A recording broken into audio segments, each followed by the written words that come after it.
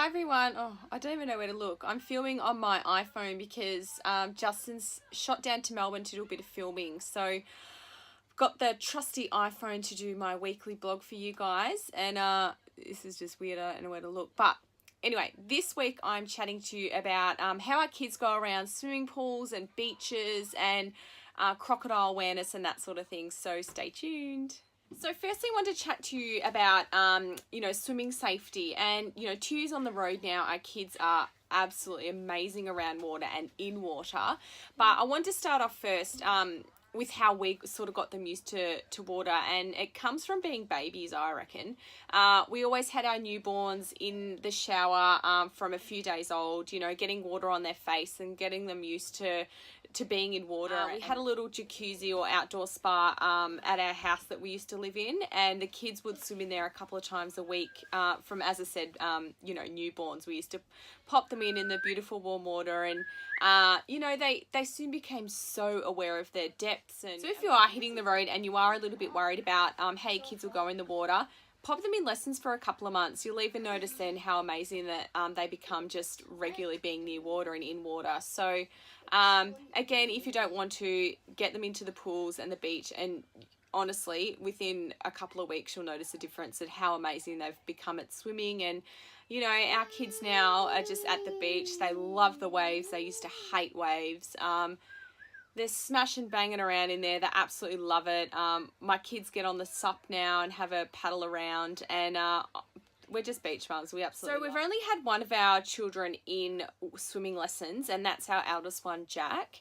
He went from about 8 months old to maybe about 14 months old, and that's sort of the only swimming he's done. So we've tried to be really diligent with teaching them swimming and getting them underwater, and there's some excellent YouTube videos you can watch, and I think it's called Swimming Australia or something like that, and they actually give you lessons online on how to teach your children water safety and learn how to swim. So we always did that in our little jacuzzi, and we're beach bums, so we're regularly at the beach, and that's how they sort of learn to swim. And our middle child, Billy, he hasn't had any swimming lessons, and if you watch my Insta stories, you'll see that he's teaching himself how to do freestyle, and he can float like a boss. He's so good.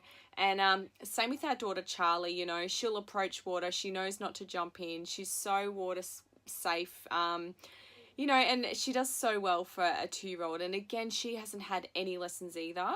It's just us being in the water with them, dunking them under the water, and we use the same command with them every time.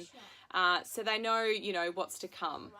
Our 2-year-old daughter, she does wear a little floaty, and I often get asked what sort of floaty it is, and it's actually called a puddle jumper. They come in a range of colours, and you can actually purchase them at Big W of all places. And I think they're about $30. And they're fantastic. All my kids have worn them, and I reckon they're by far the best. So basically, my advice is just get them in the water, get them surrounded by water, get them used to the water.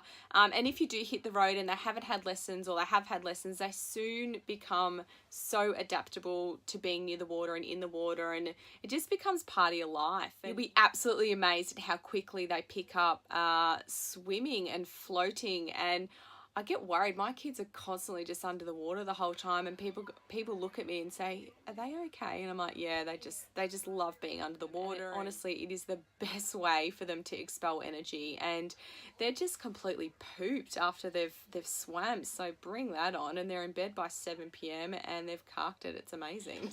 So because they're so good with the water and they are water aware, I think that really helps with the crocodile safety thing. And even being up north, they always would ask if they could go into the water, if they could go near the water, and they knew to stay a good 10 meters away from the water.